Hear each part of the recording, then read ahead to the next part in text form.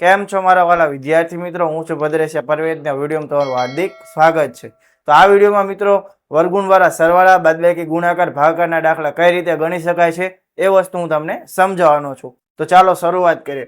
તો આ રીતના જે મિત્રો વર્ગુણવાળા આપણે સરવાળા બાદબાકી ગુણાકાર ભાગાકારના દાખલા લીધા છે, આવા દાખલા મિત્રો ઘણી બધી પરીક્ષામાં પૂછાતા હોય છે, અથવા તો તમે જ્યારે કોઈ દાખલો ગણતા હોય ત્યારે આવા સરવાળા બાદબાકી ગુણાકાર ભાગાકારના દાખલા મિત્રો આવતા હોય છે, ત્યારે તમને ગણવામાં તકલીફ પડે છે. એ તકલીફ ન પડે એટલા માટે આજે આપણે લઈને આવ્યા છીએ વર્ગમૂળવાળા સરવાળા બાદબાકી ગુણાકાર અને ભાગાકારના દાખલા. તો ચાલો આપણે શરૂઆત કરીએ. સૌપ્રથમ આપણે જોવાના છે વર્ગમૂળવાળા સરવાળા.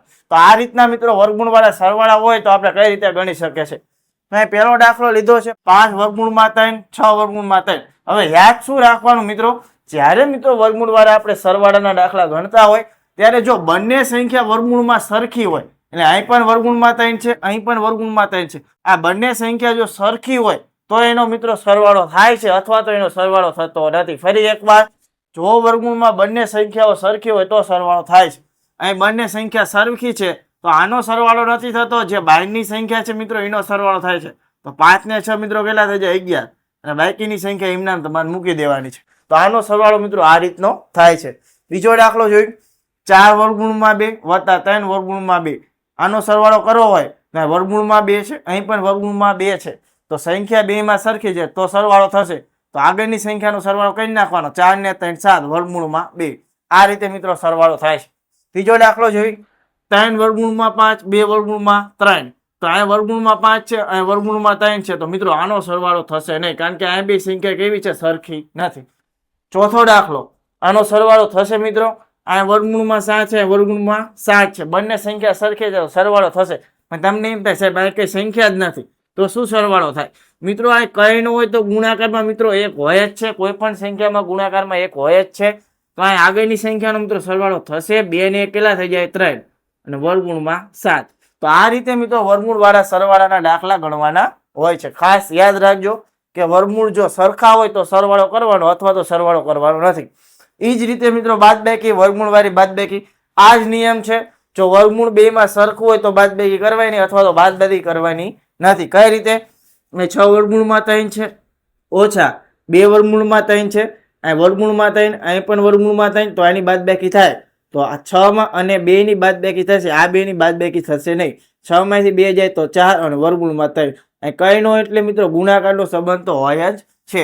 બીજો દાખલો જોઈ, 5 વર્ગમૂળમાં 11 ઓછા 3 વર્ગમૂળમાં 11. તો અહીં પણ વર્ગમૂળમાં 11 છે, અહીં પણ વર્ગમૂળમાં 11 છે, તો બાદબાકી થશે. તો 5 માંથી 3 જાય તો 2 અને વર્ગમૂળમાં 11. આ રીતે લખી નાખવાનું છે. ત્યારબાદ જોવાનો છે આપણે ત્રીજો દાખલો. 10 વર્ગમૂળમાં 13 છે ઓછા 8 વર્ગમૂળમાં 5 છે. તો આ વર્ગમૂળમાં 13 અને વર્ગમૂળમાં 5 છે, તો બાદબાકી થશે નહીં, કારણ કે બંને સંખ્યા સરખી નથી એટલા માટે. ચોથો દાખલો, 3 વર્ગમૂળમાં 5 ઓછા 5 વર્ગમૂળમાં 5 જ છે. 3 વર્ગમૂળમાં 5 ઓછા વર્ગમૂળમાં 5. તો આ કઈ નો મિત્રો 1 હોય. હમણાં મેં તમને સમજાવ્યું. તો આની બાદબાકી થાય 3 ઓછા 1 એટલે 2 વર્ગમૂળમાં 5. તો આ રીતે મિત્રો વર્ગમૂળવાળા સરવાળા અને વર્ગમૂળવાળી બાદબાકીના દાખલા મિત્રો તમે ગણી શકો છો.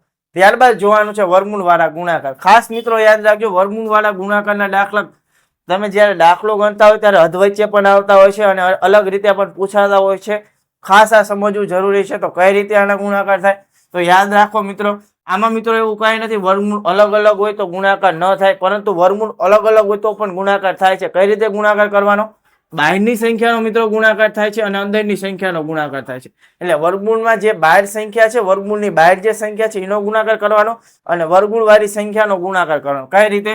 જુઓ, આમાં 2 અને 3 નો ગુણાકાર થશે, 2 તરી 6, અને વર્ગમૂળવાળી સંખ્યાનો ગુણાકાર થાય 3 અને 4 નો ગુણાકાર થશે 3 ગુણ્યા 4.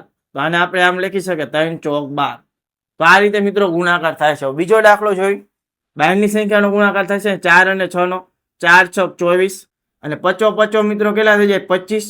અને હજી મિત્રો આને આગળ દાખલો ગણી શકે. 25 નું વર્ગમૂળ મિત્રો નીકળી જાય. જેનું વર્ગમૂળ મિત્રો નીકળે એનું વર્ગમૂળ મિત્રો કાઢવાનું છે. 25 નું વર્ગમૂળ મિત્રો 5 નીકળે એટલે 5 આપણે કાઢી નાખ્યું છે. 24 ગુણ્યા મિત્રો આપણે 5 કરી નાખી. 5 ચોક 20 નો 0 વધી પડી 2, 5 દુ 10 ને 2 12. તો 120 આપણને મિત્રો જવાબ મળે છે. ત્યારબાદ ત્રીજો દાખલો, આ રીતનો દાખલો છે.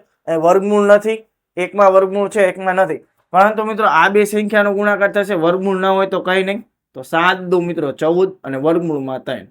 અહીંયા મિત્રો ફરી એકવાર કહી દઉં કયો સંબંધ હોય ગુણાકારનો મિત્રો સંબંધ હોય છે. ત્યારબાદ ચોથો દાખલો. અહીંયા પણ જો વર્ગમૂળ વાળી સંખ્યાનો ગુણાકાર થશે બાકીની નહીં થાય. 6 ના તો 6 જ રહેશે. 5 6 મિત્રો કેટલા થઈ જાય છે 30. આ રીતે મિત્રો ગુણાકારના દાખલા મિત્રો આપણે ગણવાના હોય છે. ત્યારબાદ પાંચમો દાખલો. વર્ગમૂળમાં 9 ગુણ્યા વર્ગમૂળમાં 9 કરો તો આ બંનેનો ગુણાકાર થશે 90 90 81 અને 81 નું વર્ગમૂળ મિત્રો 9 નીકળી જાય છે. તો ખાસ યાદ રાખજો મિત્રો, ખૂબ જ જરૂરી છે વર્ગમૂળ વાળા ગુણાકારના દાખલા. ફરી એકવાર કહી દઉં છું. ત્યારબાદ છઠ્ઠો દાખલો. હવે એક વસ્તુ યાદ રાખવાની છે, વર્ગમૂળ વાળી સંખ્યા હોય એનો જો તમે વર્ગ કરો, ફરી એકવાર વર્ગમૂળ વાળી સંખ્યા હોય એનો જો તમે આ રીતે વર્ગ કરો તો આ રીતે મિત્રો જો વર્ગમૂળમાં 3 છે એનો વર્ગ છે. જો આવા દાખલા હોય તો વર્ગમૂળ અને વર્ગ શું થાય ઉડી જાય છે આ રીતે. તો 3 જ રહે છે અને 4 નો વર્ગ મિત્રો 16 16 તરી 48. કોઈ પણ આ રીતનો દાખલો હોય, માની લો કે વર્ગમૂળમાં 8 નો તમે વર્ગ કરો તો વર્ગ મિત્રો ઉડી જાય કેટલા રહે 8. વર્ગમૂળમાં 7 નો વર્ગ કરો તો વર્ગ ઉડી જાય કેટલા રહે 7. આ વસ્તુ ખાસ મિત્રો યાદ રાખવાની છે, ભૂલવાનું નથી. અને છેલ્લું વર્ગમૂળ વાળા ભાગાકારના દાખલા. તો એમાં પણ એવું જ છે, વર્ગમૂળમાં સંખ્યા જો સરખી હોય તો ભાગાકાર કરવાનો અથવા ભાગાકાર કરવાનો નહીં.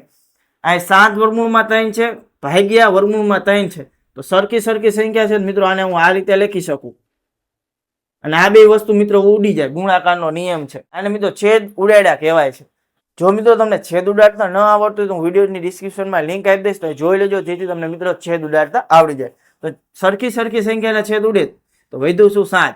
અહીંયા જો 35 વર્ગમૂળમાં 8 છે અને છેદમાં 5 છે, તો વર્ગમૂળમાં 8 અને 5 સાથે મિત્રો કઈ લેવા દેવા નથી, કઈ થશે પણ નહીં. અને 35 અને 5 વચ્ચે ભાગાકાર થશે તો 5 સત્તા 35, તો 7 વર્ગમૂળમાં 8 મિત્રો આપણને જવાબ મળે છે. બીજો દાખલો જો, આ જો મિત્રો વર્ગમૂળ 5 ઉડી જાય છે, કારણ કે સરખા છે, ગુણાકારનો સંબંધ છે. કઈનો એટલે ગુણાકારનો સંબંધ છે. હવે વધે શું 70 ભાગ્યા 10, 10 સત્તા 70 પણ ઉડી જાય એટલે મને મિત્રો કેટલો જવાબ મળે 7 મિત્રો મળે જવાબ મળે છે. ત્યારબાદ ચોથો દાખલો.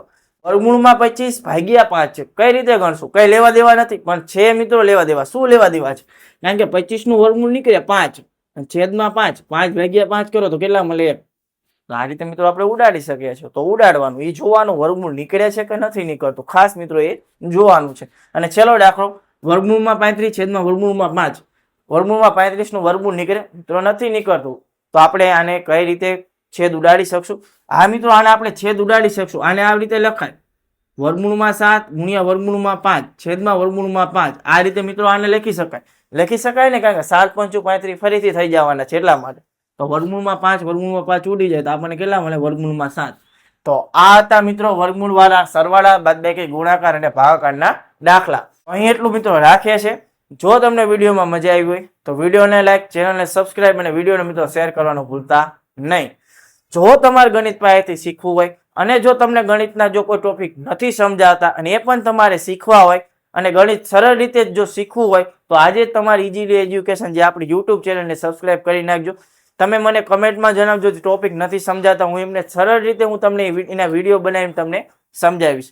તો અહીં મિત્રો એટલું રાખીએ છીએ. હવે આગળના લેક્ચરમાં આપણે વર્ગમૂળ વાળા સરવાળા બાદબાકી ગુણાકાર અને ભાગાકાર જે જોઈ લીધા છે, હવે એના સાદુરૂપ આપતા શીખવાનું છે. એટલે કે સાદુરૂપના આવા મિત્રો આપણે દાખલા શીખવાના છે.